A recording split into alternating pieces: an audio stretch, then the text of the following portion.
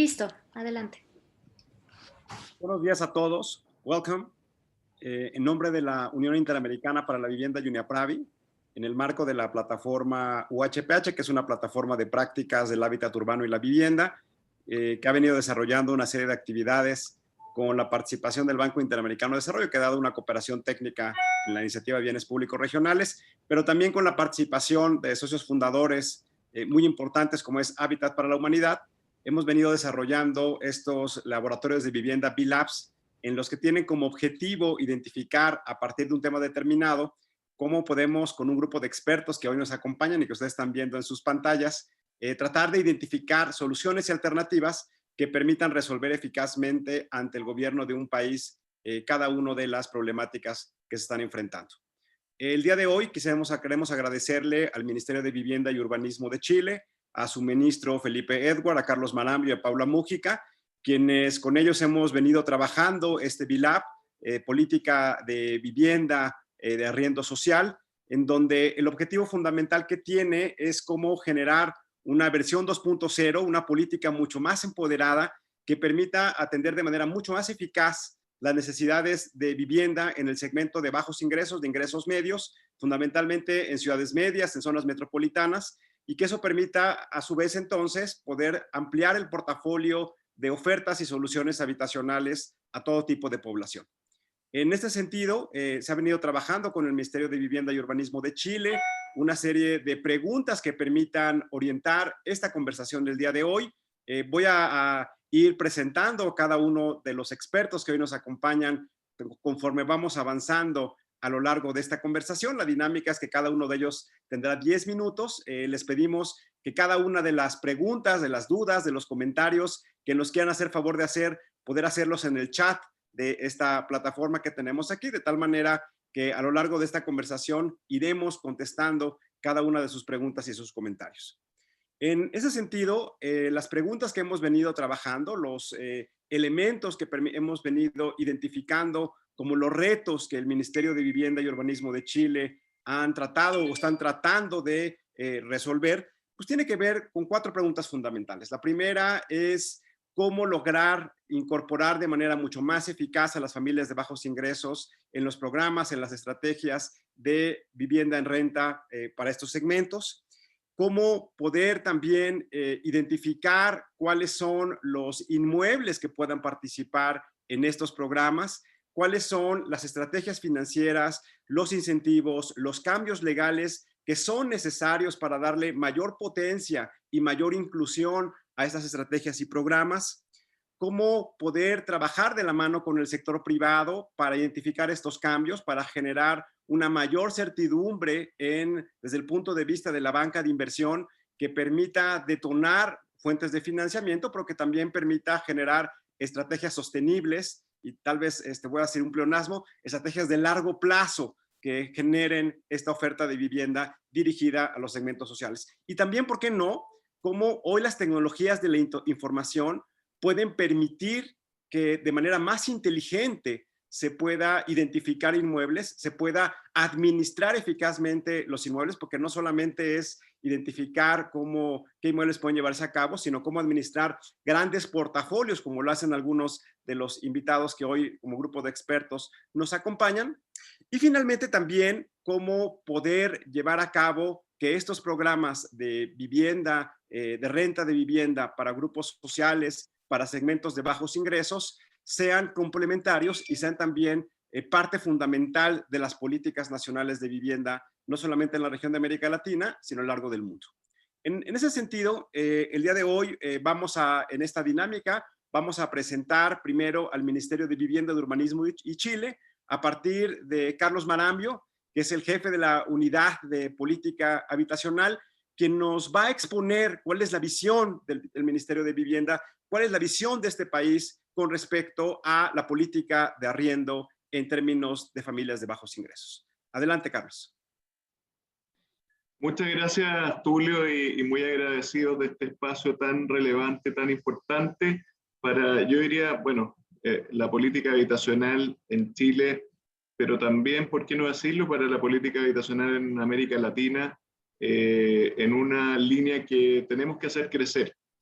y por distintas razones. Agradezco a Uniapravi y al equipo presente, agradezco a los expositores que se han sumado a este lab, y porque creemos que es fundamental.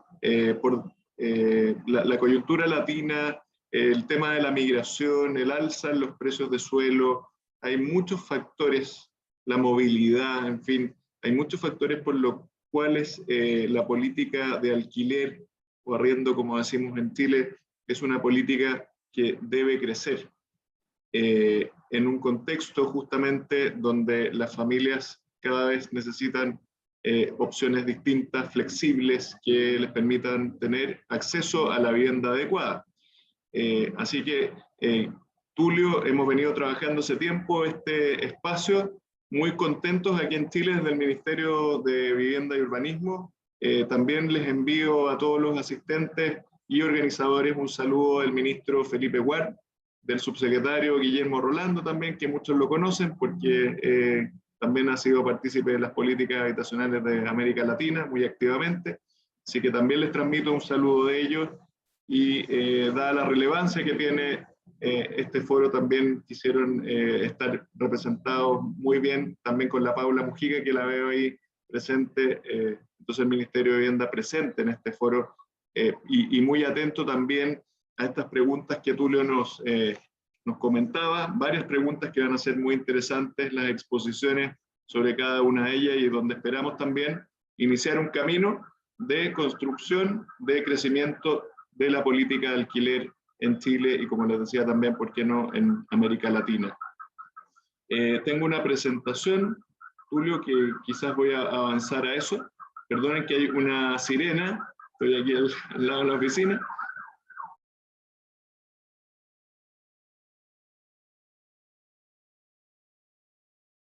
Es parte de los nuevos sonidos, ¿no? Siempre cuando contratas a alguien Claro. para que te grabe un video, te dicen, oye, no, hay que tener nulo sonido, pero yo creo que es parte de la vida cotidiana. Yo, la verdad, celebro que los sonidos de la vida cotidiana también los tengamos presentes.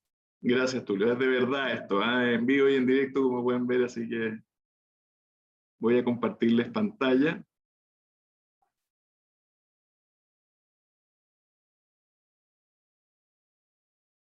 Tulio, si me ayudas a confirmar que se vea la pantalla.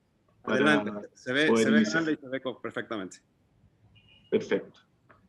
Muy bien. Voy a partir mostrando este estudio gráfico. También quiero contar un poco de la coyuntura social que ha vivido Chile en los últimos 2 años, brevemente, porque el año 2019, en el mes de octubre, hubo un acontecimiento muy relevante que fue una crisis social llamado el estallido social en Chile, porque en realidad congregó una serie de requerimientos sociales de manera muy fuerte, de manera también en ese momento pacífica, salvo otros acontecimientos, pero en esa manifestación muy masiva se manifestaron también distintos requerimientos, entre ellos el tema de la vivienda. Ya antes de ese acontecimiento, de ese estallido, ya aparecían indicadores como este, donde el precio de la vivienda se dispara en relación a las remuneraciones promedio y hace, de hecho, que sea muy difícil alcanzar una vivienda en propiedad. Este estudio está hecho, ¿no es cierto?, sobre la base de compra de viviendas con crédito hipotecario, y por lo tanto aquí ya hay un indicador de algo que está pasando en el mercado de la vivienda que nos llama a la preocupación. Después, dentro de todo esto, este contexto, perdón, hay un llamado desde la academia y aparecen varios profesores de distintas universidades, en fin, donde dicen, en realidad tenemos un contexto también de que hay que construir una nueva constitución. Uno de los temas que se ha planteado es la vivienda asequible, el derecho a la vivienda asequible y cómo abordar esto. Otras cosas que se nos señalan es, la política habitacional no puede tener solo una herramienta o 2 herramientas para abordar los desafíos que plantea nuestro siglo. Tenemos que ser mucho más flexibles y tener muchas más herramientas para poder ir abordando las distintas realidades de los países. Y eso se nos hizo un llamado al Ministerio de manera muy latente, muy fuerte, también post-estallido social. Síntomas, además de la escasez de vivienda o el déficit de vivienda, es que en el último año ha crecido muchísimo la cantidad de tomas de terreno. El fenómeno de tomas en Chile no es un fenómeno nuevo, ha ocurrido en distintos contextos históricos del último centenio, digamos, pero en el particular, en los últimos 2 años o año y medio, se ha vuelto a incrementar muchísimo la situación de tomas de terreno. De hecho, hoy día comentarles que tenemos un sistema de monitoreo de las nuevas tomas porque ha sido un fenómeno muy vivo, muy latente y muy dinámico, donde vemos que sobre todo en las grandes urbes, como es la capital de Chile, Santiago, Valparaíso, pero también en el norte de Chile, han crecido mucho el fenómeno de tomas de terrenos privados, públicos, en realidad no solo una característica, sino de varias, en distintas partes del país. En este escenario que he querido resumir en un par de minutos del contexto chileno, el arriendo actúa como una herramienta más de la política habitacional, pero que hay que fortalecer. Comentarles también que los desafíos urbanos-habitacionales que se nos presentan en términos de aprovechar bien la ciudad, recuperar suelo bien urbano, bien localizado en las urbes, nos plantea un desafío tremendo de buscar esa oferta, de buscar mecanismos de financiamiento para poder acceder a vivienda bien localizada. La vivienda en propiedad nos va alejando, dado el precio del suelo, cada vez más de los centros urbanos, de los centros de equipamiento, y necesitamos buscar herramientas distintas. Y necesitamos generar oferta también de manera rápida y llegar a más familias con este mecanismo de arriendo. Es así como a la derecha de la pantalla, el año pasado, hicimos distintas modalidades de acceso vía voucher de arriendo. En Chile llevamos ya aproximadamente 8 años con la política de arriendo vía voucher. Entiendo que es uno de los países también que primero lo han hecho en América Latina, de potenciar una política de arriendo desde la demanda. Y, por ejemplo, en contexto de coronavirus, hicimos un llamado de subsidio de arriendo al adulto mayor, muy masivo, de mucho interés para los adultos mayores. También hicimos un llamado especial de apoyo a la clase media, que tenía más bien un énfasis en apoyo económico a las familias. También hicimos un llamado muy simbólico y muy potente de buscar bajar hacinamiento a través del arriendo, en una modalidad distinta, y también tenemos el arriendo regular. Todas esas 4 modalidades, que es algo inédito, nunca habíamos hecho 4 tipos de llamados distintos a distintos públicos o a distintos objetivos, y eso se hizo durante el año pasado en contexto de COVID, todo eso también vía digital, online.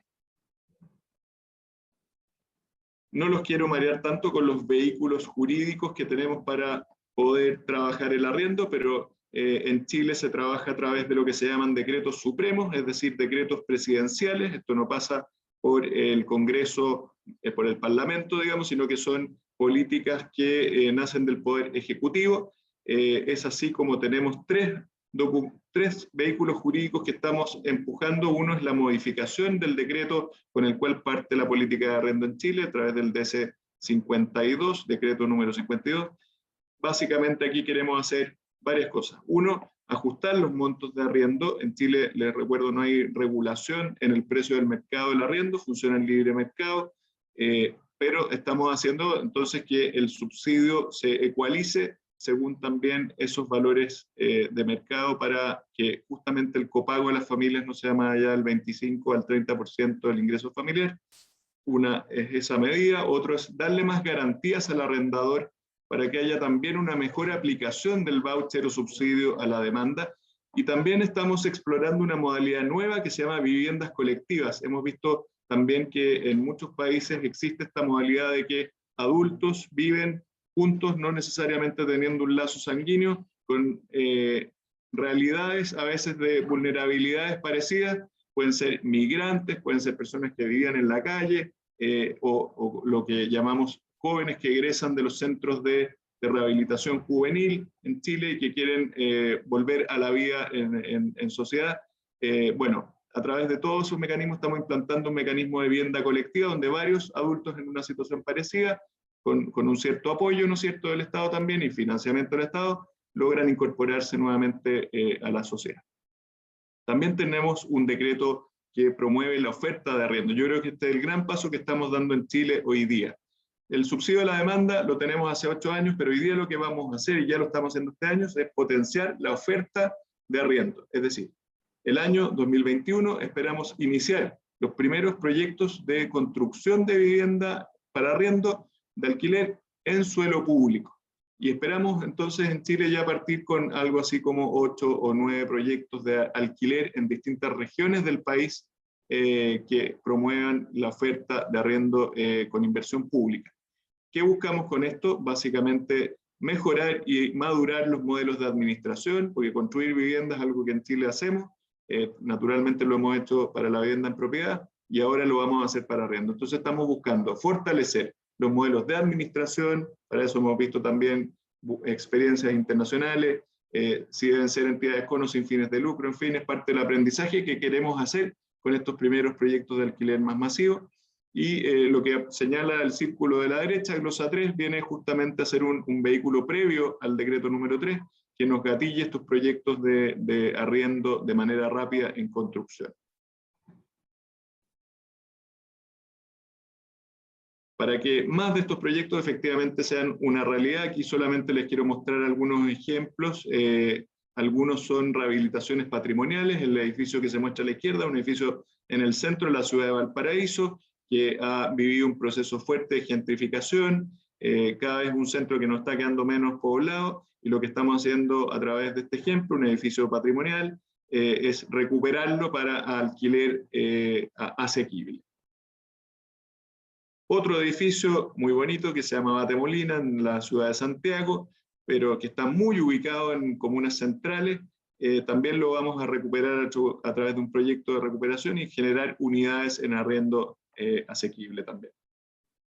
Otros proyectos que estamos lanzando, en lo que aparece a la derecha, Portal Bicentenario, un gran terreno del Estado, que vamos a potenciar también proyectos de alquiler, lo que les mencionaba recién, financiamiento 100% público en este caso, para construir viviendas en suelo público. Lo de la derecha es un edificio municipal de un gobierno local, que también se va a construir para alquiler.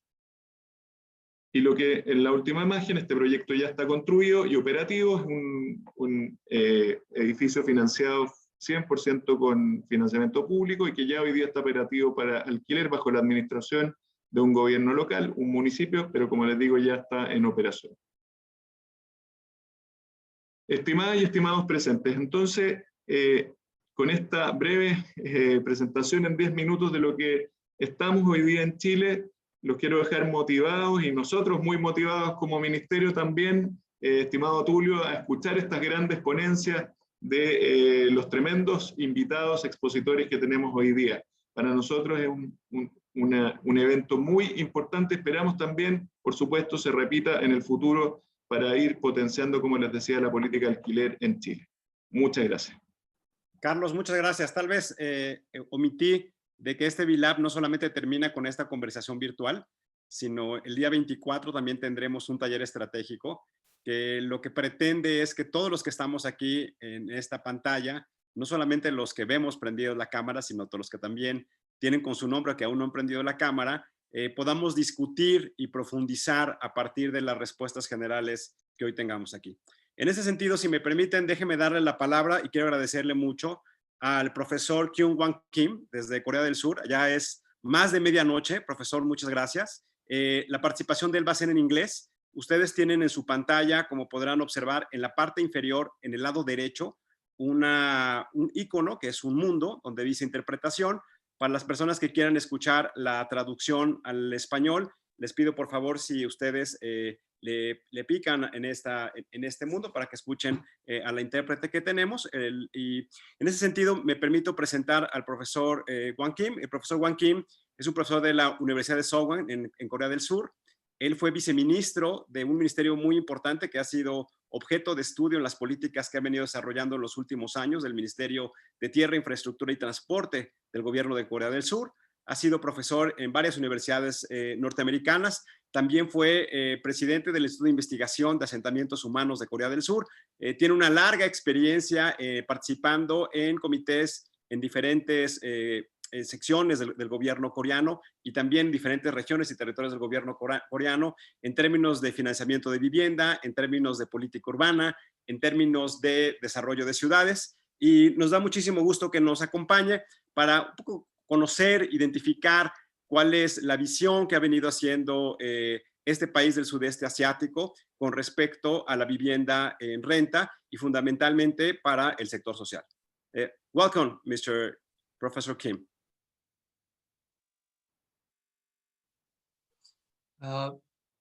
Thank you. Thank you very much for inviting me to speak at this very important webinar.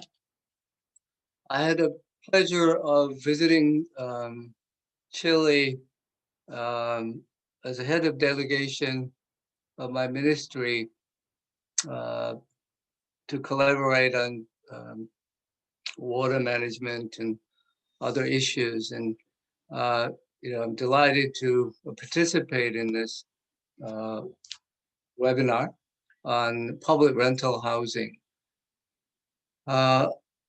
Given 10 minutes of time, I don't know what how much details I can provide you about the Korean system. I do have some slides, but I don't know whether it will be appropriate. Can I let me see if I can.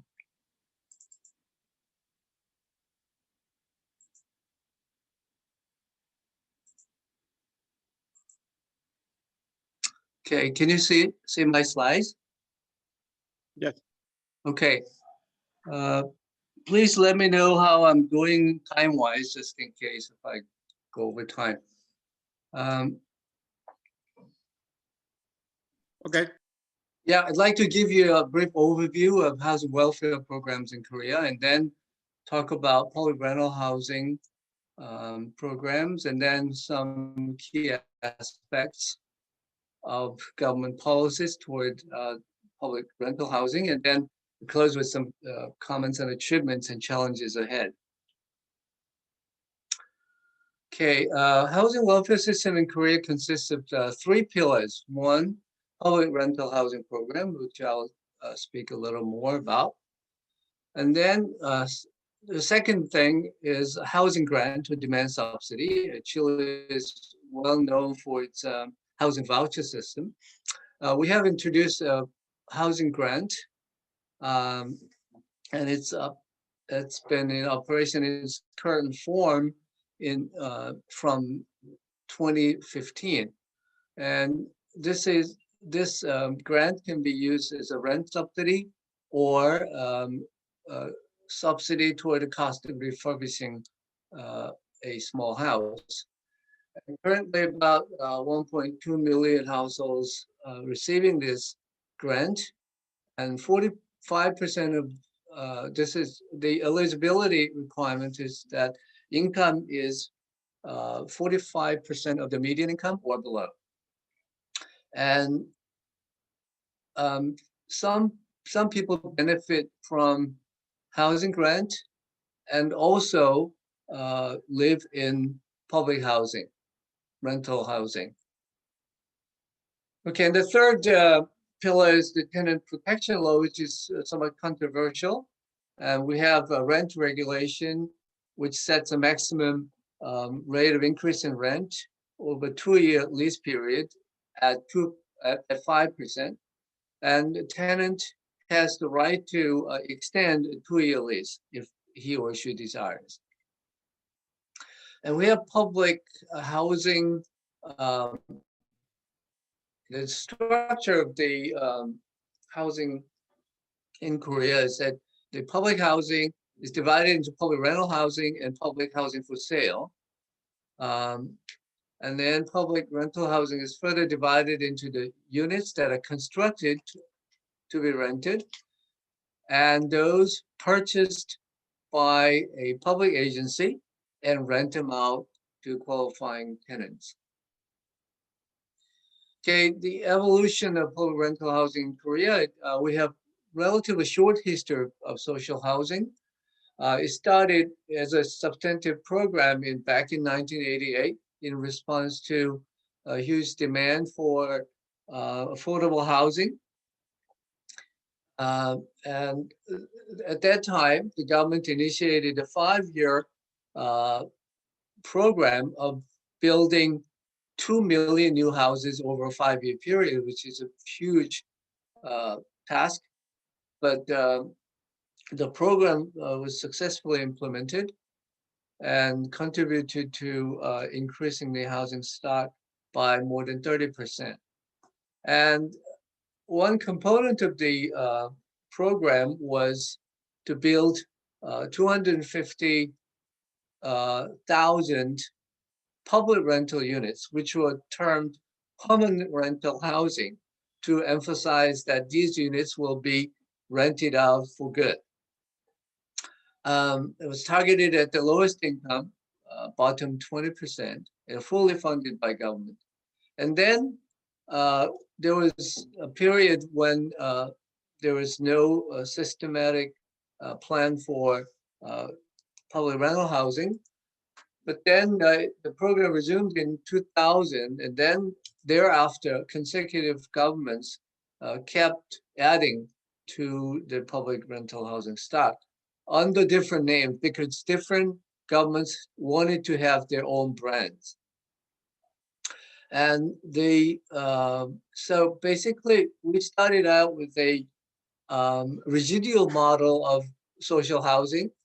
And over the years, we have accumulated sizable stock, which now stands at about 7.5% of total housing stock. So now we are moving more towards a universal model.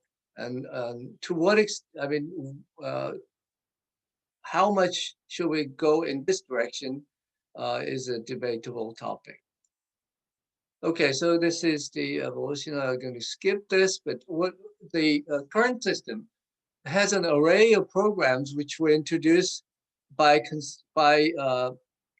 different governments since 2000. And some units are constructed and some units are purchased and rented out, managed by the public rental agency. And these programs are rather segmented and stratified in terms of target groups and rent levels. And rents are at 35 to 80 or 90% of the market rate.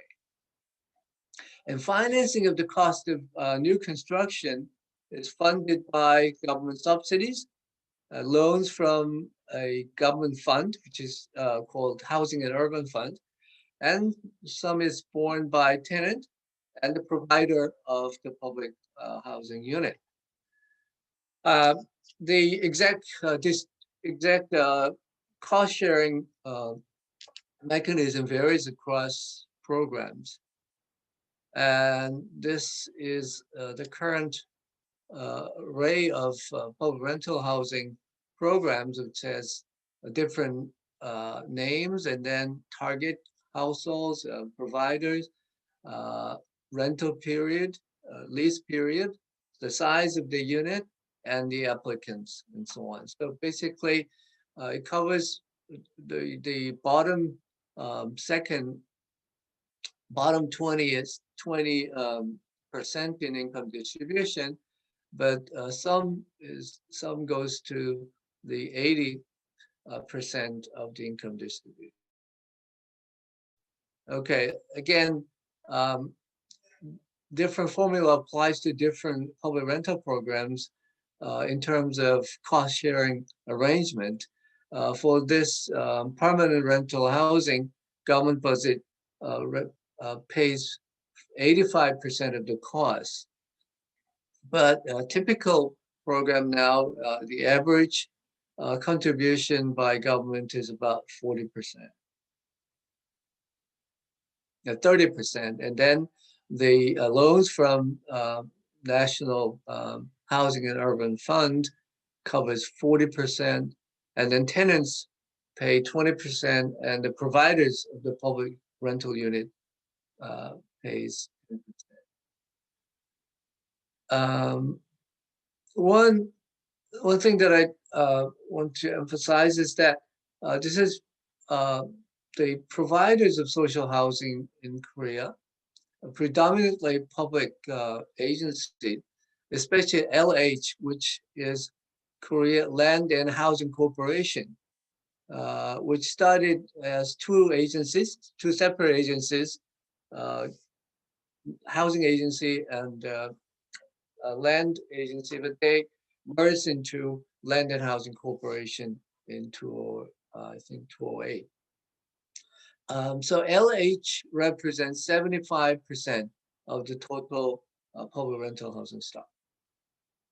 Okay, achievements.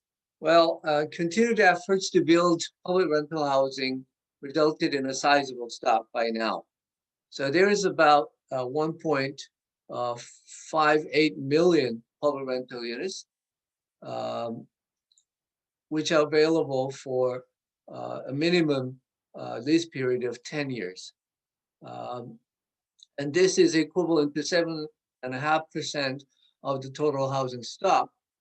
And this is pretty close to the OECD average, which is 8%. Among the OECD member states that have reported this figure anyway. The tenants benefit from the security of tenure and affordable rents, and they generally, the level of satisfaction is reasonably high. And the size of the units and the quality of the building structure and facilities have improved over the years. The current government is very enthusiastic about this public housing program, and they announced the Housing Welfare Roadmap 2020. The policy goals include to increase the long-term public rental stock up to 2.4 million units, which will be equivalent to 10% of the housing stock. Korea has about 50 million population, okay, and just about we have about 20 million housing units. And the new plan calls for extending tenure up to 30 years and to broaden the clientele up to 150% of median income. Currently, the eligibility requirement is that the income is at 130% of the median at maximum. And also, the government was to provide larger units with better quality. Current stock of public rental housing is such that 86% of the units have 40 square meters of floor space or less. And now the government tries to build new units to meet the demand by, say, 3 to 4 member households. So they are now building new units of 60 to 85 square meters of floor space. And they also want to try to integrate existing programs, which are very fragmented, to enhance efficiency. They also want to promote social mix. So some challenges ahead. Korea is a dynamic society. It has achieved very rapid urbanization and economic growth, as you all know. But it's one of the most rapidly aging society. And the fertility rate is by far the lowest in among the major countries in the world. So this huge demographic changes require that housing policy address the needs of various age groups going forward. The poverty rate among the aged population is very high, actually the highest among OECD member states. And the 30% of population is now in single member households, and the percent is increasing every year. So we have to deal with this varying needs by different demographic groups. Secondly, with our public housing, I mean, we have been increasing the stock of public rental housing over the list of since 2000. And by 2025, if the government plan goes through, we'll have about 2.4 million units, or 10% of the total housing stock. Now, is this an ideal size of the public rental housing sector? Or should we rely more on demand subsidy and engage the private sector more to provide affordable housing?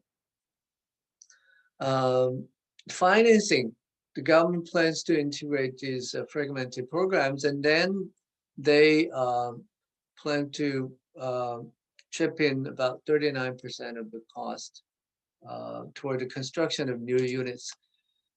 So far, the LH, the main provider, was able to do some cross-subsidization amongst public rental housing programs, as well as between public housing for sale and public rental housing.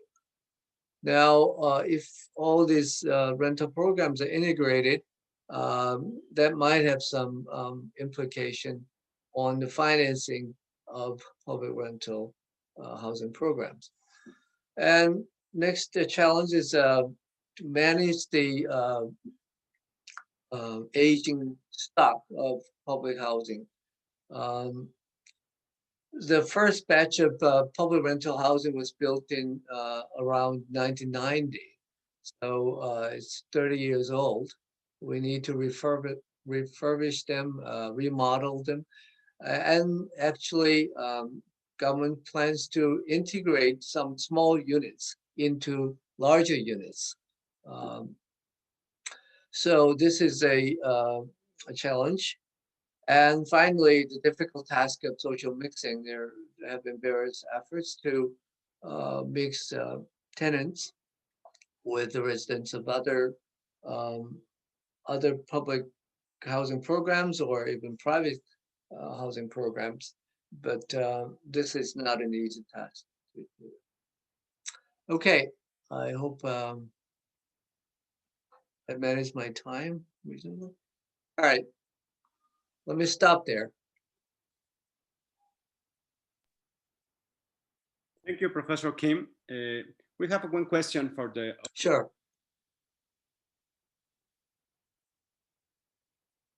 Who and how do you manage the social rental housing stock? Yeah, the provider, main provider, the LH. And actually, Seoul Metropolitan Government has its own arm equivalent to LH at the national level.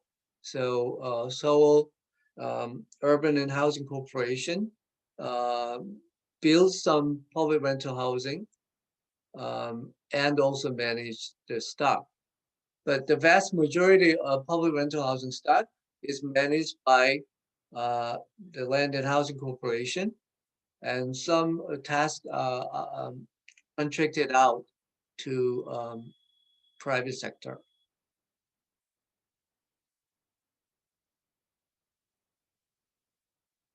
Thank you, Professor. Okay, thank you.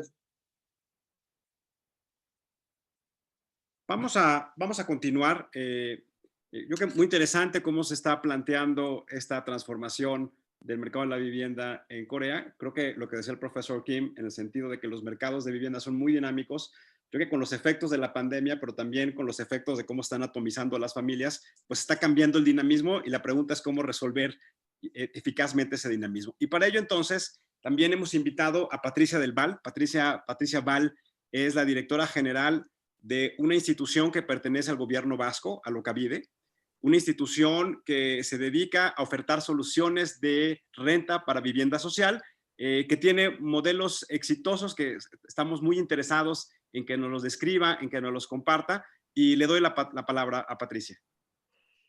Hola, buenas tardes a todos y a todas desde España, que es donde yo ahora me encuentro.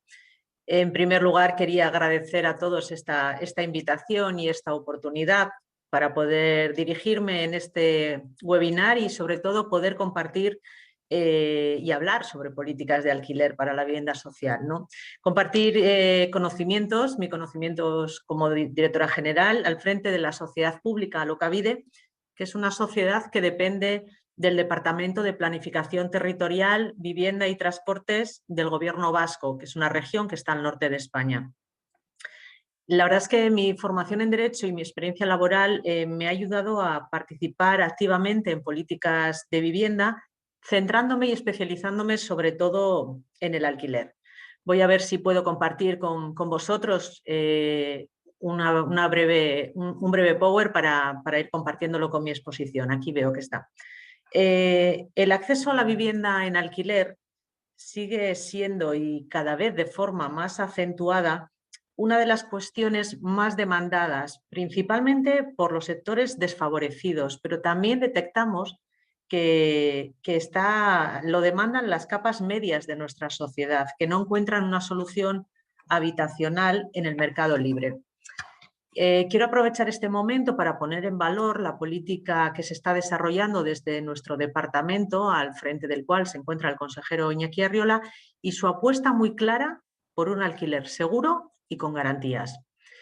En la política de alquiler es clave la movilización de vivienda privada vacía, por lo que hoy os voy a explicar aquí y compartir con todos vosotros el programa de movilización de vivienda vacía que desarrollamos en el País Vasco, que es nuestro programa Bizigune.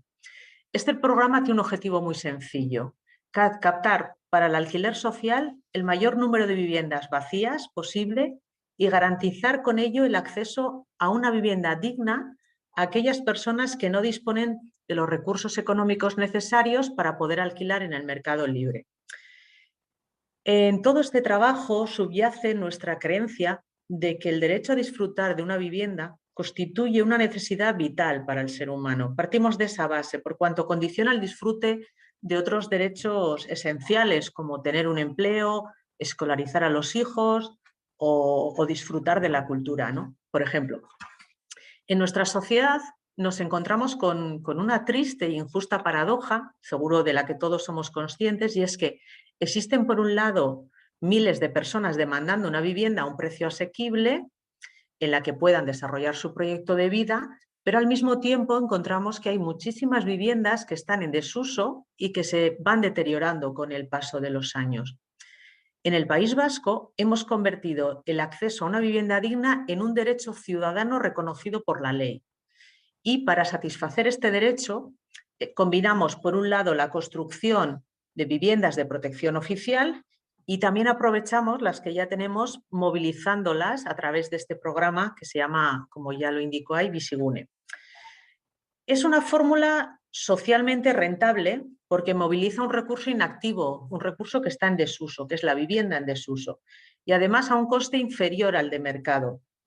Y además, medioambientalmente es sostenible porque evita que consumamos un recurso que es muy escaso en muchísimos lugares del mundo, que es el suelo. Por otro lado, disponer de viviendas en todo el territorio nos permite muchísima flexibilidad para abordar actuaciones extraordinarias y urgentes cuando se producen catástrofes medioambientales como incendios, inundaciones, y permiten o requieren sobre todo una actuación rápida en materia de realojo de las personas afectadas. El presupuesto que tenemos para este programa de cara al año 2021 es de 33 millones de euros. Actualmente en este programa gestionamos unas 6.500 viviendas y el precio máximo que pagamos a ese propietario que nos ofrece su vivienda para meter en el programa se establece vía ley de presupuestos del País Vasco. Lo que sí es evidente es que el precio que pagamos al propietario que va a alquilar su piso y el precio que abonan los arrendatarios no es el mismo. Hay una diferencia y esa diferencia o ese desfase es el que se cubre vía subvención, con ese presupuesto del que os he comentado. Por ir centrando un poquito más el programa, os diré que cuando hablamos de captar viviendas, cualquier vivienda no la incorporamos al programa Bizigune. Establecemos unos requisitos muy básicos, pero que son necesarios. Es una vivienda que tiene que estar ubicada dentro de nuestra comunidad autónoma, tiene que ser vivienda libre, no tiene que tener el carácter de vivienda protegida, tiene que encontrarse en un área donde queremos captar viviendas, es decir, en un área donde haya demanda, y además tiene que cumplir unos requisitos de habitabilidad mínimos, nada especial. Una vez que hemos resuelto estos trámites, nosotros firmamos con la persona propietaria un contrato de usufructo a cambio de una serie de garantías y la vivienda pasa a formar parte de este programa y eso significa que automáticamente se va a adjudicar a las personas solicitantes inscritas en un registro de vivienda, que siempre van a abonar un alquiler proporcional a sus ingresos. Las condiciones del contrato de usufructo que firma entre el propietario y Alokabide hace que Alokabide asuma bastantes de los gastos. Por ejemplo, por un lado se encarga de todo lo que es la gestión integral del arrendamiento. Todo nos encargamos nosotros. También nos encargamos de pagar puntual y mensualmente la renta al propietario desde que entra el primer inquilino. Realizamos un informe previo técnico de las condiciones de la vivienda, que también es a nuestro cargo, contratamos un seguro multirriesgo y sobre todo una de las grandes garantías es que vamos a garantizar que devolvemos la vivienda en el mismo estado de conservación que cuando nos la entregaron, salvo con el desgaste normal generado por el arrendamiento. Esa es una de las grandes, digamos, garantías y uno de los grandes éxitos de este programa, ¿no? El pago de la renta mensual y la devolución de la vivienda en el mismo estado. Es un programa que para nosotros tiene muchísimas ventajas y muchísimos beneficios, porque básicamente el propietario hace el contrato con la administración, no lo hace directamente con el inquilino. Entonces, eso le provoca una serie de garantías adicionales, que es el cobro de la renta mensual con una regularidad exhaustiva y luego lo que he comentado, la devolución de la vivienda en las condiciones adecuadas. Eso le da muchísima seguridad al propietario a la hora de ofertar su vivienda y meterla en el programa. Pero también tiene ventajas para la otra parte, que son para los inquilinos e inquilinas. Y es que se les va a cobrar una renta protegida, una renta que no es la renta de mercado y que en cualquier caso nunca va a superar el 30% de los ingresos ponderados de esa unidad convivencial. Pero además de por estas ideas un poquito genéricas, yo creo que es importante que pongan conocimiento de todos vosotros que hay otras ventajas añadidas. Y es que, primero, financiar este programa es mucho más barato que construir una vivienda. En segundo lugar, ocupamos menos suelo, lo cual es positivo desde el punto de vista medioambiental, porque se libera espacio para zonas verdes o para equipamientos públicos. Y tercero, damos una respuesta inmediata de vivienda a la población, porque todos somos conocedores de que construir una vivienda entre tramitaciones urbanísticas y procesos de construcción, pues pasan unos cuantos años. Además, hay otro detalle y es que el programa Bizigune, mediante la puesta a punto de las viviendas, también ejerce de elemento tractor clave para reactivar sectores como puede ser la construcción o los servicios. Pero donde yo haría hincapié en los beneficios de este programa es sobre todo en que vamos a ayudar y estamos ya ayudando a una parte de la población que es la más vulnerable para que tenga acceso a un confort y a una calidad de vida mínimos. Estamos entre todos trabajando para poner en el mercado unas viviendas que estaban olvidadas y que de nuevo van cobrando vida. Por eso aparece en la presentación el símil de un viejo mueble que va cobrando vida, como van cobrando vida estas viviendas que nosotros recuperamos. Pero sobre todo pondría en valor la satisfacción de contribuir al bien común y de ayudar a estas personas que van a disfrutar de un hogar que de otra manera no tendrían. Porque en el centro del trabajo que todos realizamos en esta sociedad que dirijo, tenemos muy claro que nuestro cliente son las personas y nuestro compromiso con ellas. Yo no voy a extenderme mucho más, he querido ser muy esquemática con las ideas para que sean pequeños flashes y que podáis ver exactamente en qué consiste este programa, pero sí que no voy a acabar sin decir que bueno, hay muchas personas cuyas condiciones de vida dependen de alguna manera de lo que nosotros hagamos o dejemos de hacer, y ese es básicamente el compromiso que nos mueve en Alokabide. Definiría el programa Bizigune como un programa progresista, un programa pionero en el conjunto del Estado español, del que la verdad es que estamos muy orgullosos porque está dando muy buenos resultados. Y bueno, pues nada más por mi parte. Agradeceros vuestra escucha y ha sido un placer compartir este momentito y de nuevo gracias por vuestra atención. Muchas gracias, Patricia. Yo creo que nos quedan a todos por reflexiones de cómo ha venido funcionando este programa. Déjenme platicarles que hay mucho intercambio de comentarios y opiniones en el chat de este webinar. John McDonald nos dice, hay que pensar más que en bien de vivienda, en servicio de vivienda, y ahorita lo vamos a aterrizar en la parte de las preguntas. Adrián Hurtado hace una pregunta de si los propietarios de las viviendas están obligados a aceptar el contrato de usufructo. No lo resuelvas ahorita lo conversamos con todos los expositores, pero un poco para reflejar cómo se está llevando a cabo estas reflexiones a partir de lo que ustedes nos están haciendo a favor de exponer. Vamos a darle la palabra a Alan Gilbert. Él está hoy en Londres, también hoy por la tarde allá. Thank you so much, Professor Gilbert. Él también va a hablar en inglés. Está, como saben, disponible la traducción. Déjenme presentar al profesor Gilbert. Él es profesor de la University College of London. Ha trabajado en términos de urbanización, de pobreza, en diferentes regiones del mundo, en Asia, en África y también en América Latina. Ha trabajado en el caso chileno con respecto a un análisis y evaluación de la política de subsidios. Conoce muy bien cómo ha venido evolucionando este tipo de programas. Y él también tiene un grado en economía, en geografía y en política. Professor Gilbert, thank you so much.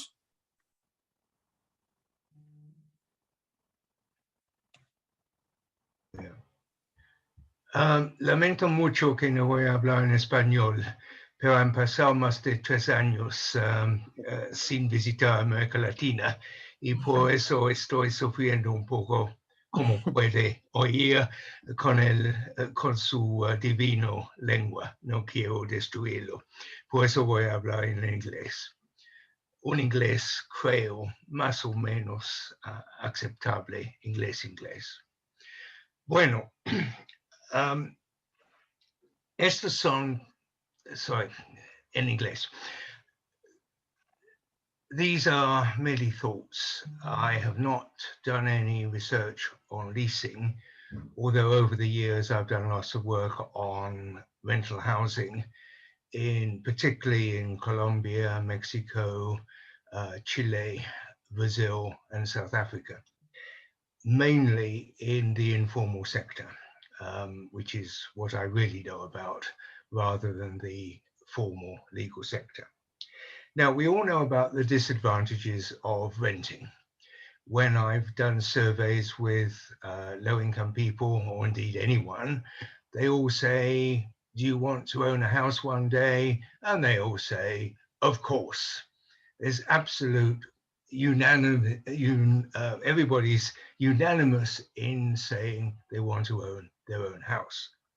But when you look at the numbers of households who actually rent accommodation, particularly in countries like Colombia, then you find that around half of the population of Bogota rent homes.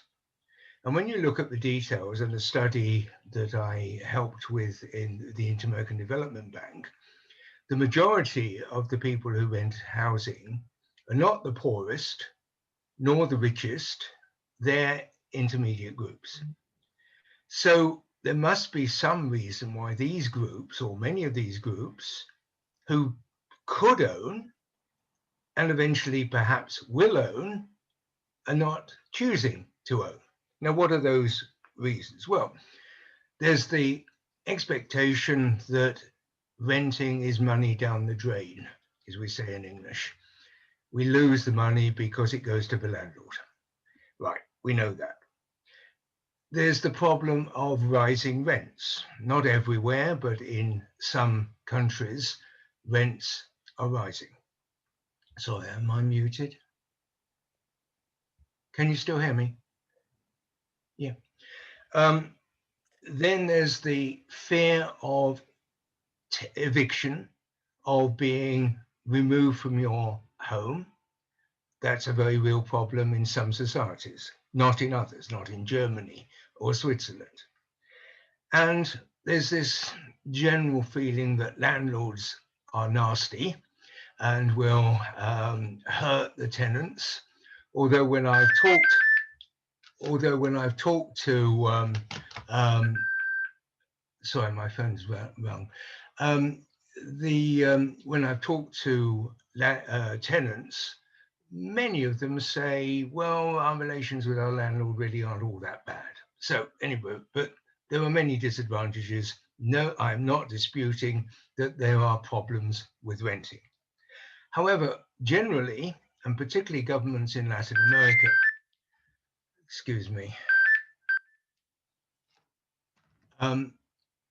particularly governments in Latin America, underestimate the advantages of renting. It suits some groups to rent for a while. They may aspire to ownership eventually, but for now, renting will do. Who are these groups? Well, students, recent migrants, people who are not sure of their eventual work, some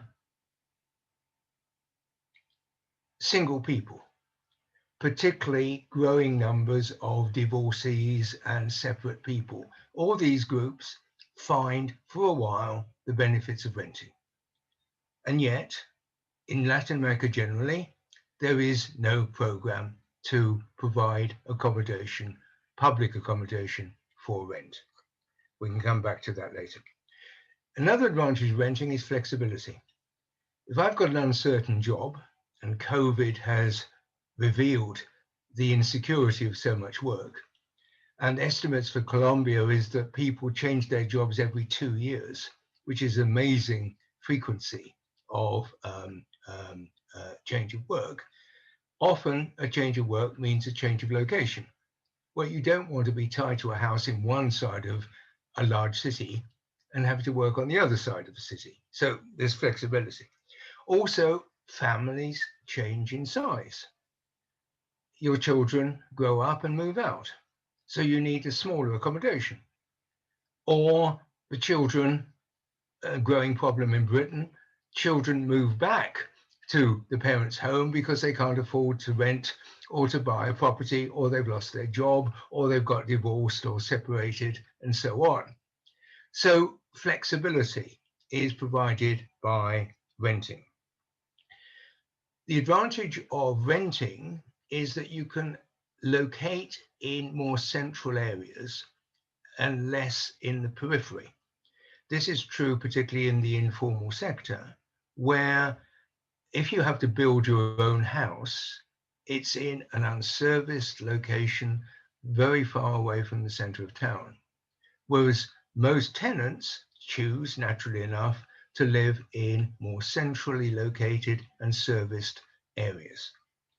And there's also the advantage that for the informal sector at least, renting avoids you actually having to build your own house, which is not an easy thing to do. So there are all sorts of advantages. And there are also advantages for society. workers can change accommodation when their work changes. In Britain, we've got a big problem that those who live in public rental housing cannot change the location of their housing. And those who live in low-priced housing areas cannot afford to move, say, to London. So there's an inflexibility brought into the housing market, both through public rental housing and through ownership, which is problematic for the economy.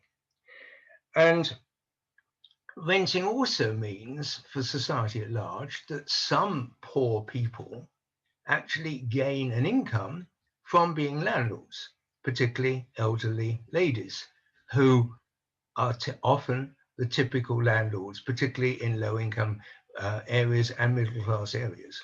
So there's a way of providing an income. Landlords are not all vicious, nasty people. A lot of them are just rather older versions of the younger tenants. Now, that leads me on to leasing, which I know much less about because there's much less leasing about than there is renting. I haven't done a study, so these are very much thoughts about the process of leasing. Now, what are the advantages of leasing for the family?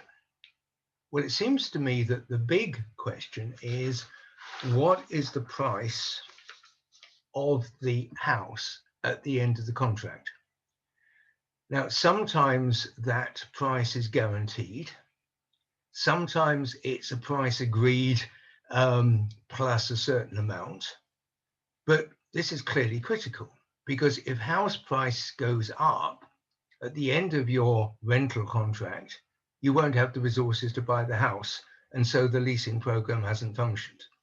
So I should be very interested to hear from, in the Chilean case, how you agree the price of the house at the start of the contract. What security is provided by leasing if the main income owner loses their job? Again, COVID is revealing this in Britain, and I know everywhere else. Lots of people are losing their jobs, even through, despite furlough agreements, and that is a major question I have about leasing.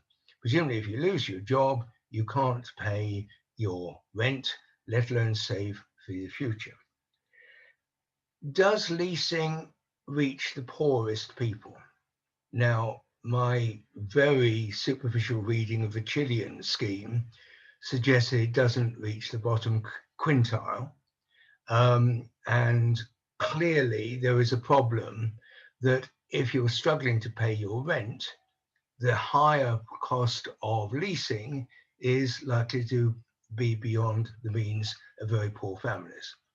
Now, I'm not saying that damns the leasing program altogether, but it does mean it is not likely to be serving the very poor. What are the advantages to society of leasing? First of all, does it increase the supply of housing? Now, in a sense, we've just heard about the Basque example where it clearly brings into use housing that wouldn't be useful. And some of the Chilean construction is increasing the supply of housing.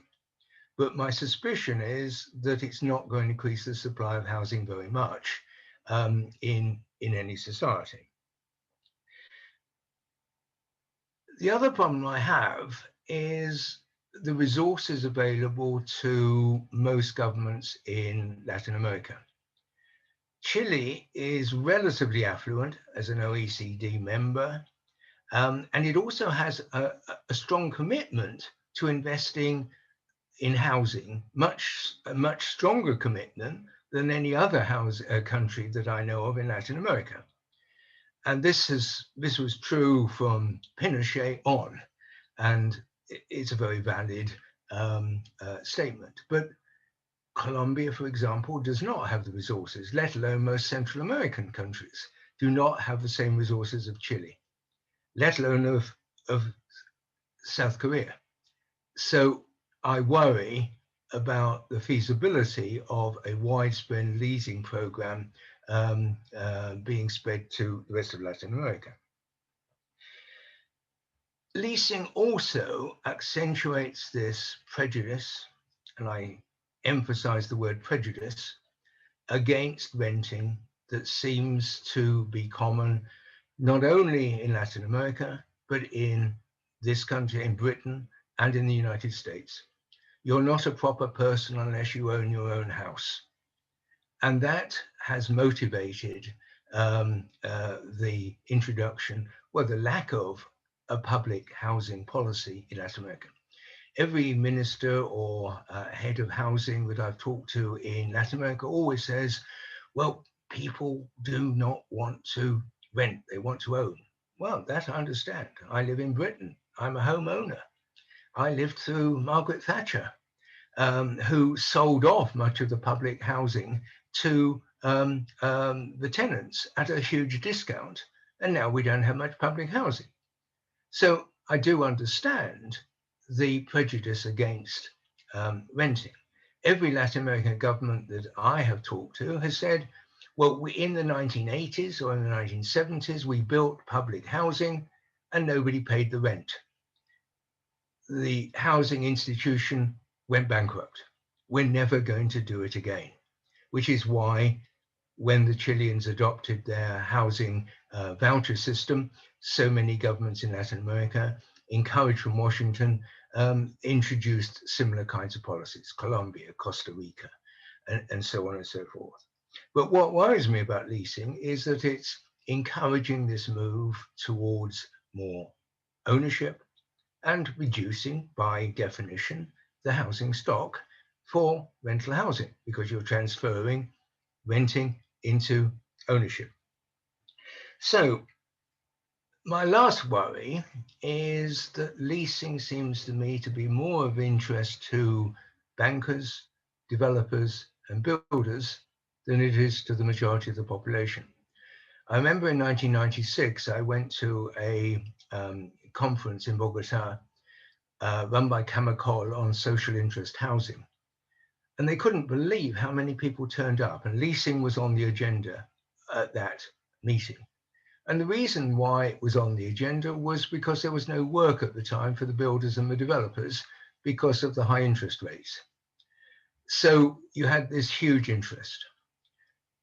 Camacol, and I understand the same is true of the Cámara de Construcción in Chile, often writes the policy statements for the ministries. So leasing, I'm a little bit suspicious of.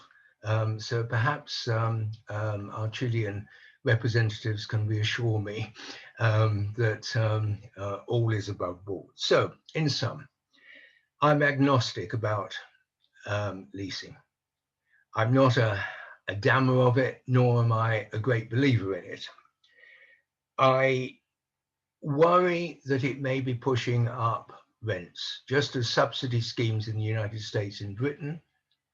Public provides money to the tenant pays the landlord, and the landlord raises the rent because of that additional subsidy. I'm not sure that leasing programs, I think they're most appropriate to the middle class, who may not be able to obtain a deposit. But the trouble is, I noticed that the Chilean government will provide up to 90%, 92% of the mortgage value or the value of the house. Well, that's fine with low interest rates. But the moment that interest rates start rising, there's a problem. What is the problem to the housing situation in Britain, United States, Korea, Latin America? Well, for me, it is rising house prices. What are governments doing to control housing prices going up year after year? Why do I live in a very expensive house, which I bought very relatively cheaply, although it didn't seem so at the time, in 1983? My house has gone up many times, and I have paid no capital gains on that whatsoever. If governments taxed capital appreciation and used that money for their public rental housing programs, it might actually work. But what does the British government do? It sells off public rental housing to the tenants at a discount. It does not build more public rental housing. It allows people like me to gain lots of money, at least in theory, or at least my children will gain the money from housing appreciation, and this does nothing for the poor or for society at large. So, in short, I believe there are better ways than leasing of helping the poor and of benefiting society at large, but I'm willing as an agnostic to be convinced otherwise. Thank you. Thank you so much, Professor Gilbert. Creo que lo importante es cómo nos ha recordado la necesidad de caracterizar muy bien a los distintos segmentos de población que han venido identificando y vinculándose con la oferta de vivienda en renta social. Y en ese sentido, profesor Gilbert, déjeme conectar con dos personas que se dedican a la banca de inversión, a un fondo de inversión que ha venido trabajando en varios países de América Latina para tratar de generar una oferta de vivienda en renta. Hoy pareciera ser que los mercados han sido muy eficientes en la vivienda en renta, en los ingresos medios altos. La gran interrogante es cómo tratar de vincular esa vivienda en renta para el segmento de más bajos ingresos. Y en ese sentido, Pedro Gómez y Sebastián Luque pertenecen a un fondo de inversión CSLA, que es un fondo de inversión, como decía, que ha venido trabajando en tratar de establecer un portafolio de bienes inmuebles dedicados a vivienda en renta. Y yo creo que la pregunta que queremos conocer, Pedro, Sebastián, es ¿qué es lo que tenemos que hacer desde el punto de vista de los instrumentos de política pública que permitan que la banca de inversión participe en la vivienda social en renta? Adelante, Pedro y Sebastián. Perfecto, buenas tardes a todos y muchísimas gracias por la invitación. Antes de responder la pregunta de cómo pueden entrar los fondos a participar en este tipo de esquemas, me gustaría hablar de un par de puntos que creo que son importantes atacar para romper esas barreras de entrada en torno pues, a la vivienda en renta. Y les voy a estar hablando un poco desde los puntos que vinimos discutiendo en un comité que se conformó por Camacol, la Cámara Colombiana de Construcción, como ya lo contó Alan, con el objetivo de implementar políticas y estrategias para fomentar el desarrollo de proyectos de vivienda en renta en Colombia. Esta es una mesa interdisciplinaria que integra a distintos jugadores como constructores, desarrolladores, bancos, fondos y operadores. Ya que hasta el momento en el país pues, no se ha visto un dinamismo importante en el desarrollo de este segmento, y por varias razones que pues, ya expuso Alan y que creo que han sido transversales a todos los que hemos estado hablando, pero se argumenta una falta de conocimiento, leyes proteccionistas para los arrendatarios y dificultades de financiación. Temas que, repito, creo que son recurrentes y transversales pues, a toda la región. Sin entrar en mucho detalle, uno de los puntos en los que hay que trabajar y que creo que es fundamental para que además esto sea un esquema de negocio que sea rentable y que pueda funcionar, es que hay que trabajar desde la norma urbana y entendiendo que los proyectos en renta se conceptualizan de manera distinta a un proyecto en venta. Y les voy a dar un par de ejemplos muy puntuales, pero por ejemplo, en Bogotá el requerimiento de parqueaderos es muy alto, lo cual encarece los costos de desarrollo y que en últimas pues son costos que se transfieren a los precios de arriendo para cumplir con las expectativas de retorno. Esto no es consecuente con el modelo de vivienda en renta, dado que en la mayoría, en donde lo que nosotros vemos es que la mayoría de nuestros inquilinos buscan es la proximidad al trabajo. Y Alan lo volvió y lo mencionó y es creo que transversal a la vivienda en renta y cuando uno está buscando dónde vivir. Y es justamente donde estoy cerca del trabajo. Y eso pues va amarrado, digamos, a varios temas distintos, pero por ejemplo la movilidad en general en todos nuestros países es un problema difícil. Entonces la ubicación y poder estar cerca del trabajo es uno de esos factores importantes. Que la norma le exija a uno tener parqueaderos, pues es contraintuitivo en ese sentido, ¿no? Y justamente lo que muchos de nuestros arrendadores buscan es prescindir del uso del carro. Y esto lo estamos hablando en estratos medios y altos. Entonces, donde digamos que, entre comillas, podría ser fácil la accesibilidad a comprar un carro, a créditos además. Y acá estamos viendo pues que esa demanda de parqueaderos de nuestros residentes es muy baja. Estamos hablando de cerca de un 50%. Entonces, ¿qué está sucediendo? Pues cerca del 50% del área de los parqueaderos los tenemos desocupados, pero eso ha incrementado los costos del desarrollo. El segundo punto que es importante y donde se necesita intervención del Estado, y acá pues una de las dificultades es efectivamente pues somos países pobres, pero toca encontrar la manera en la que exista una intervención del Estado para fomentar este tipo de desarrollos. Y básicamente acá yo creo que lo que es importante es un subsidio a la tasa, que además incentive el desarrollo sostenible de estos proyectos. Adicional a este subsidio, y por eso digamos que la mesa de Camacol es un espacio fundamental, es fundamental pues trabajar con los bancos que financian este tipo de proyectos.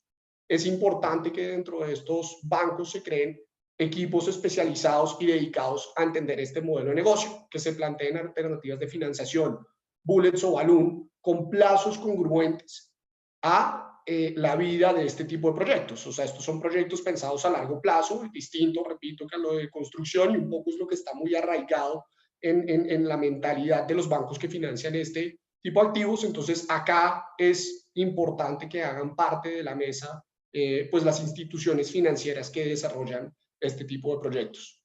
Independientemente del estrato, si los proyectos se desarrollan con recursos públicos o privados, este esquema de negocio pues debe ser en últimas sostenible y rentable.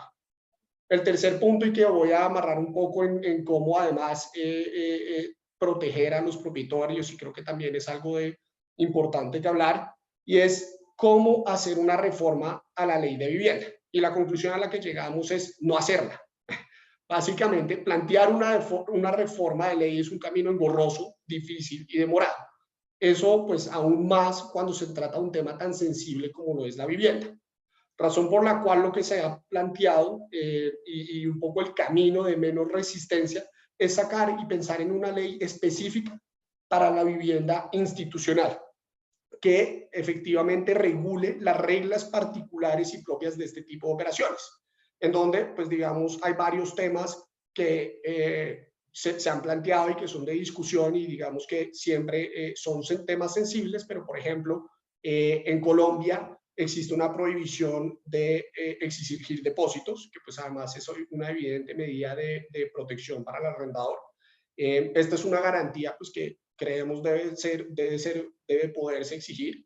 Y es lo usual, digamos, en mercados maduros como lo es Estados Unidos, o en mercados similares a los nuestros como México, y entiendo que en Chile también.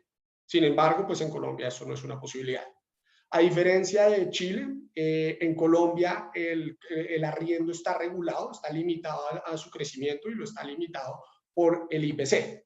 Esto digamos que es una limitante que viene de años atrás, cuando pues la inflación estaba disparada.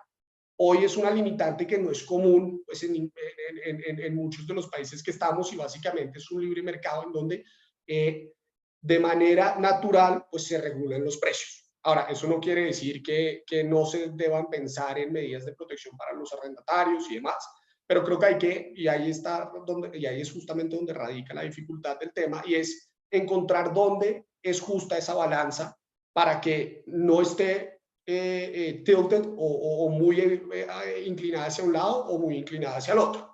Y es parte, pues, justamente de lo que estamos discutiendo dentro de este Comité de Vivienda en Renta. Me gustaría decirles que hemos podido llegar a un consenso, no lo hemos hecho, y es parte de la dinámica que tenemos y parte de donde esperamos poder llegar para plantear una propuesta que efectivamente pues, permita que nosotros, y nosotros quiero decir, CSLA, la empresa con la que trabajo, pero todos los fondos, sector público y privado, pues puedan entrar a este sector, ¿no?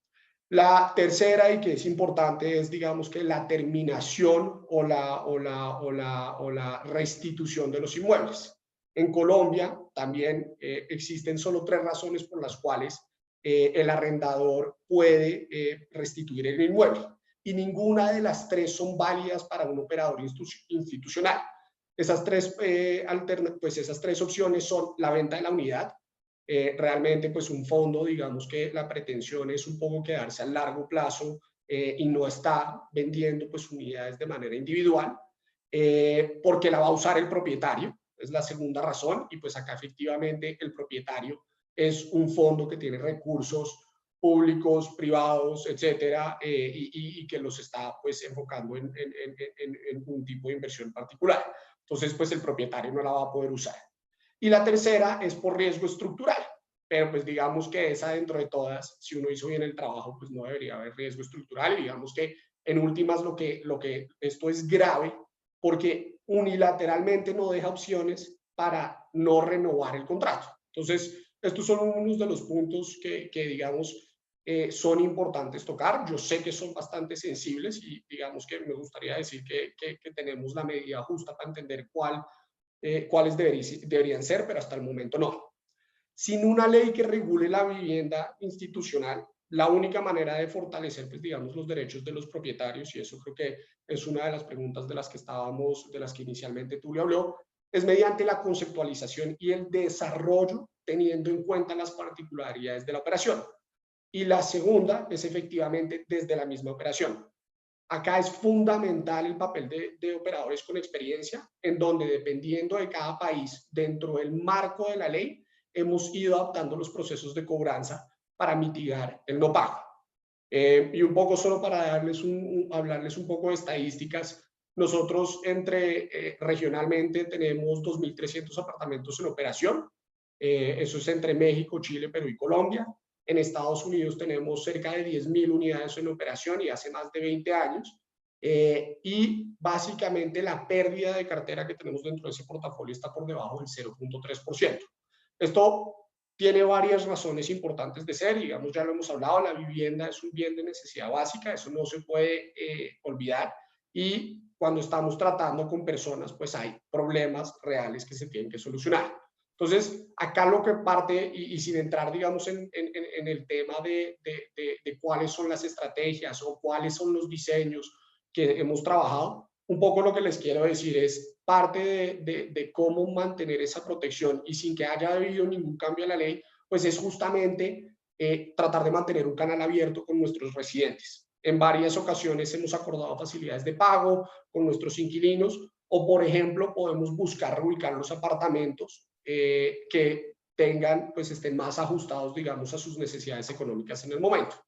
Yo creo que ahí de manera pues muy tangencial y rápida toqué distintas problemáticas y cosas que desde el sector privado y como fondo de inversión pues hemos tocado, pero que yo creo que son importantes tener sobre la mesa para poder ver cómo estos jugadores entran a un mercado que sin lugar a ninguna duda es interesante y que nos gustaría apoyar. Muchas gracias, Pedro. Yo creo que vamos a seguir dialogando sobre cuáles son los esquemas, las fórmulas ganadoras que permitan acercar al sector privado, a la banca de inversión, a los fondos de inversión, a generar oferta de vivienda de interés social. Y en ese sentido, también nos acompaña Rodrigo Suárez. Rodrigo Suárez pertenece a un fondo de inversión, Asta Capital, que tiene como objetivo también administrar, invertir, gestionar portafolios de vivienda en renta, portafolios de vivienda en renta multifamiliares, y que ellos también se han hecho estas mismas preguntas que hoy nos estamos haciendo aquí en público, de cómo poder participar junto con el Estado, junto con los gobiernos nacionales, subnacionales, en atraer elementos que permitan satisfacer esta demanda, porque al final del día la demanda existe, como nos decía el profesor Gilbert, los mercados de vivienda informal por alguna otra razón se satisfacen. La pregunta es, ¿cómo logramos los atributos, las características de vivienda bien localizada, con espacios públicos que satisfagan las necesidades de esas familias? Rodrigo, adelante, por favor. Gracias, Tulio. Sí, nosotros, como Pedro, también estamos desarrollando proyectos de vivienda en renta institucional en México, en Colombia y en Chile. And Professor Gilbert, I'm glad you mentioned that not all landlords are bad guys, because we are one of those landlords and we consider ourselves a good guy. So I appreciate that from someone as eminent as yourself. Obviamente, algo de, un poquito retomando y expandiendo lo que hablaba Pedro de cómo podemos incentivar la oferta de vivienda en renta, particularmente en el sector social, en el mercado chileno, en América Latina, donde hay tanta necesidad. Lo primero es reconocer que para los fondos de capitales es una oportunidad gigantesca, ¿no? Es una parte súper importante de la población en estos países, y de la población que renta está en estos intereses sociales. Entonces, encontrar la fórmula es algo que como sociedades queremos, que los gobiernos quieren incentivar, pero también que como desarrolladores inversionistas nos encantaría poder hacerlo de la mano, ¿no? Porque entendemos lo grande que es esa oportunidad. Pero pues como hemos estado platicando y como bien sabemos, la producción de vivienda es muy costosa, requiere de muchísimo capital. Entonces, es imposible que con meramente capital del sector público se genere todo el producto que se necesita para satisfacer la demanda. Entonces, la necesidad es hacer alianzas, incentivar al capital privado, y principalmente al capital privado institucional, a que sean socios en esta estrategia de desarrollo de vivienda. Entonces, ¿dónde están los grandes fondos de capital? Son los fondos de capital institucional que invierten con grupos como Pedro, con grupos como nosotros, que son los grandes fondos de pensiones internacionales, los fondos soberanos. Y la realidad es que para este capital que puede invertir en Chile, en Colombia, en México, puede invertir en Europa, puede invertir en Asia, lo que están en verdad buscando es un buen balance de retorno ajustado por riesgo. Esa es la fórmula, y es tan complicada y tan sencilla como eso. Entonces, si nos fijamos en las dos partes de esa fórmula de retorno ajustado por riesgo, ¿cómo los podemos incentivar para que inviertan en nuestros mercados y nos ayuden a generar vivienda? Podemos siempre ayudar a que los retornos sean más atractivos. Y el retorno es ingresos menos gastos sobre costo total. Esas son las tres palancas y no hay más. Entonces, si se pueden hacer cosas como las que se platicó ¿cómo se llama? En el País Vasco, en Corea, de las cosas que están haciendo en Chile mismo, de los subsidios desde la demanda, eso nos ayuda a que los ingresos puedan ser mejores y incentive a que el capital venga e invierta en este producto.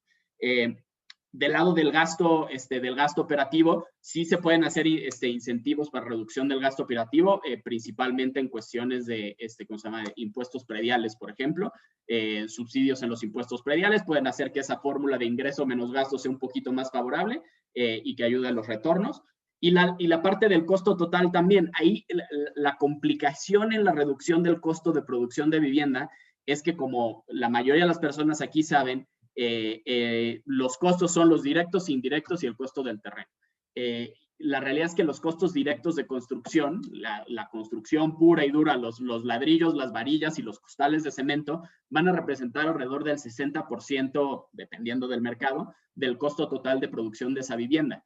Y no hay mucho que se pueda hacer para hacer esa reducción más que subsidios directos en la reducción de los costos. Lo que cuesta el acero no tiene mucho que ver con lo que está pasando en Santiago o en Ciudad de México, sino lo que está pasando con un commodity a nivel global. Entonces, reducir esa parte del costo para ayudar a que los retornos se incrementen es complicado, porque hablando de, por ejemplo, de terrenos subsidiados o que el sector público contribuya a terrenos en aportación para este tipo de proyectos, pues eso va a representar alrededor del 15-20% del costo total. Entonces es muy difícil bajar significativamente la parte del costo de producción.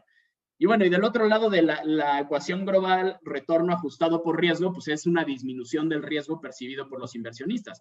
Si los inversionistas piensan que su inversión va a correr menos riesgo, están dispuestos a aceptar un retorno más bajo, y eso ayuda a que se produzca más inventario. Y el riesgo solo se trata de una cosa, y se trata de certidumbre en la inversión. Si yo siento que corro mucho riesgo con mi capital, voy a demandar un retorno más alto. Si siento que tengo muchísima certidumbre con el capital que invierto, puedo aceptar un retorno más bajo, y estoy comparando con alternativas de inversión no solo en diferentes países, sino en diferentes tipos de activos, bonos corporativos, acciones de empresas, etcétera, etcétera. ¿Qué podemos hacer en conjunto para reducir el riesgo, incrementar la certidumbre? Pues hay muchas cosas que ya se platicaron. Lo que nos platicaba Patricia en el País Vasco de las garantías del gobierno en el pago de la renta a los inquilinos. Bueno, eso es un incremento en la certidumbre gigantesco que nos puede ayudar a rebalancear ese cálculo de retorno ajustado por riesgo, ¿no? la certeza del pago de las rentas y la reducción del riesgo del impago, la certeza de la ocupación de tu activo y la reducción de la vacancia durante tiempos largos. El cambio de reglas, el que las reglas del juego sean claras y sean relativamente permanentes, porque pues, obviamente producir una vivienda es tardado y como decía Pedro, el incentivo o la estructura de estos capitales es de ser los propietarios por un largo plazo. Entonces, si yo empiezo a construir un proyecto en el 2021 pensando que las reglas son X y para cuando entrego mi edificio en el 2023, 2024 me cambiaron las reglas, obviamente ese es un riesgo muy grande que si lo podemos tener mitigado, otra vez se balancea bien esa fórmula. Entonces, una de las cosas que particularmente para la vivienda social pudiera ayudarse en esta asociación entre el sector público y el sector privado para generar más certidumbre es que como no hay muchos ejemplos de inversión de capital privado en vivienda de interés social, la falta de experiencia hace que la percepción de riesgo de los inversionistas sea muy alto. Yo tengo súper claro cómo funciona un portafolio de vivienda en renta en un estrato 4 o 5, para hablar en lenguaje colombiano. No tengo mucha experiencia de cómo funciona un portafolio en estratos 12 y 13.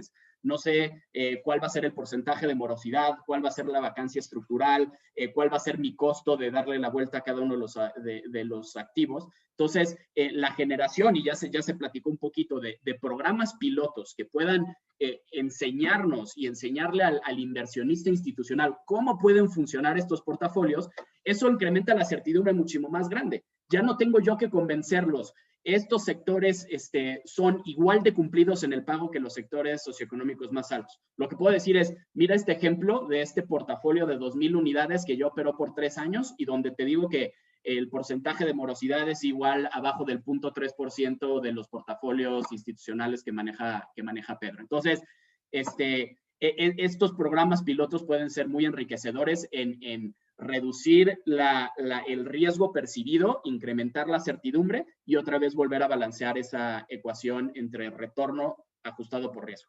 Y si podemos en nuestros mercados, en Chile, en Colombia, en México, generar este entorno donde el retorno ajustado por riesgo de la construcción de vivienda nueva de interés social es atractivo comparado con las alternativas de inversiones de estos otros fondos globales institucionales, esa es un disparo para que empiece la carrera y entren todos estos grandes capitales que son necesarios para la producción de vivienda, que como dijimos es un activo que requiere de muchísimo capital de inversión. Entonces, nada más como de parte de los not so evil landlords, quería dar esa perspectiva y ese punto de vista. Muchas gracias. Gracias, Rodrigo. Pues miren, estamos terminando esta etapa en donde cada uno de ustedes han expuesto por las diferentes piezas del rompecabezas en temas de vivienda en renta. Yo creo que, como aquí se dijo, y podríamos dibujar 3 círculos concéntricos. Un primero que tiene que ver con la demanda, que tiene que ver cuáles son los segmentos desde el punto de vista de bajos ingresos que están caracterizados para poder acceder a una solución habitacional de vivienda en renta.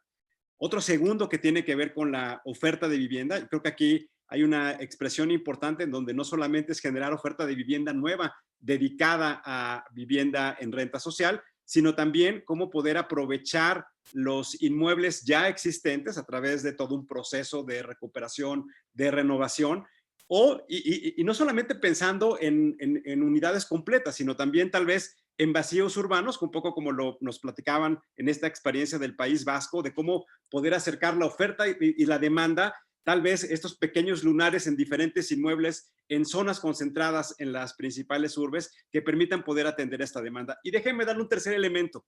Yo creo que la gran conclusión es cómo la intervención del Estado para vivienda en renta de interés social es fundamental. Aquí platicábamos no solamente en términos de los incentivos a la demanda, en términos de subsidio, que puede ser tanto la tasa de interés, al complemento del pago de la renta, porque al final del día el mercado establece cuál es el precio de la renta y la pregunta es si las familias lo pueden pagar y cómo, en su caso, el Estado puede intervenir para complementar ese pago.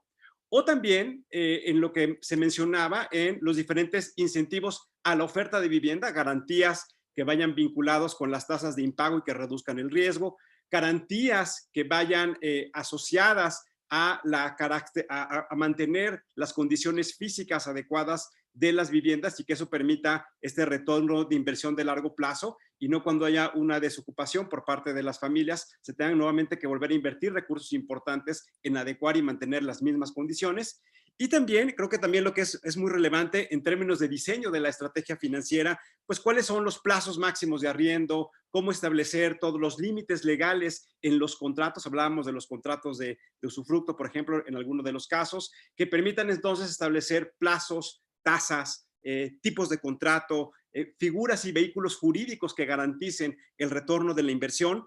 Y finalmente también un tema que nos pareció muy interesante que platicaba Carlos Marambio, no solamente pensar en una familia, sino también pensar en viviendas colectivas, en cómo hoy, bajo lo que decía el profesor Gilbert, en términos de segmentos de solteros, migrantes, cómo poder reutilizar de manera mucho más inteligente los espacios ya existentes a través de este grupo de viviendas colectivas. Hubo muchísimas preguntas aquí, los quiero invitar al taller estratégico que vamos a tener el día 24 y vamos a tener oportunidad de tener esta relación face to face, cara a cara con cada uno de los expositores. Y nada más rápidamente hago un recuento. Mónica Ledó nos decía cómo funciona el concepto de garantía de alquiler para vivienda en el caso de Chile y lo vamos a resolver en el taller estratégico.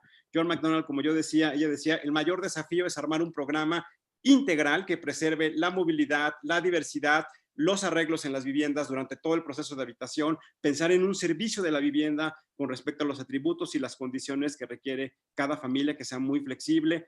Rodolfo Arriaga nos decía cuánto es el tiempo mínimo que debe tener el contrato de alquiler. Debe ser a perpetuidad, debe ser un periodo determinado. ¿Cuáles son las dificultades que hoy tienen los gobiernos para poder establecer precios máximos? Hablábamos, Pedro, Rodrigo, de esta necesidad, si se modifica o no se modifica la ley, las famosas rentas congeladas, los límites que se establecen en los incrementos anuales y que tienen que también que evolucionar en cómo las condiciones de mercado se van llevando a cabo. También por aquí, Mónica Ramírez nos decía cómo poder garantizar el inmueble cuando se encuentra en una unidad habitacional, cómo poder identificar, caracterizar las condiciones de habitabilidad que deben tener las viviendas para que participen en estos programas y que entonces cumplan con los preceptos mínimos que debe tener una familia.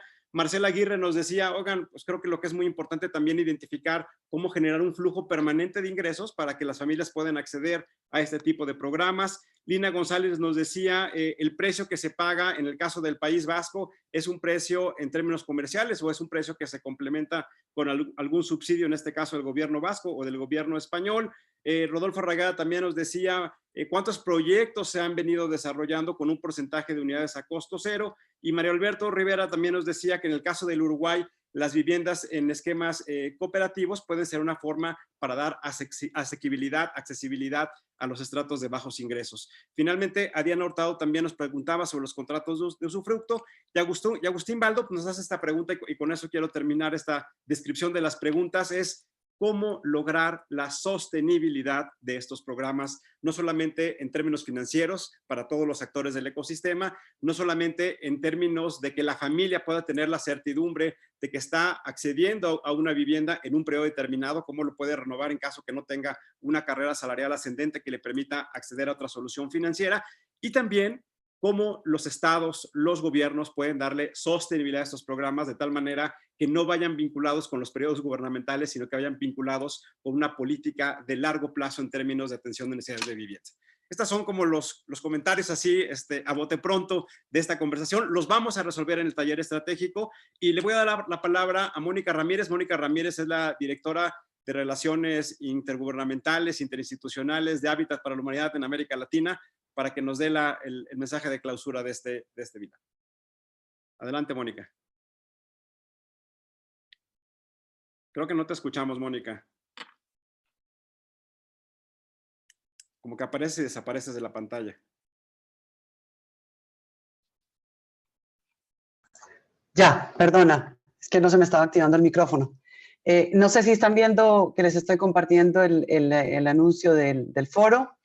Bueno, muchas gracias, Tulio, muchas gracias a todos los panelistas. Realmente muy interesante el tema, un tema que despierta gran interés en América Latina y que, como ustedes ven, debería incluir, y quizás me atrevo a complementar un poco los puntos que mencionaste, Tulio, toda la problemática también de la vivienda informal y la vivienda en renta dentro de los asentamientos informales, que formaría parte de una política, por ejemplo, de apoyo a la autoproducción y de apoyo al desarrollo progresivo. Me atrevo a mencionar solamente un caso de Bogotá, en donde apoya el Plan Terrazas para que las personas que viven en estos asentamientos puedan construir un segundo piso y para generar vivienda en alquiler.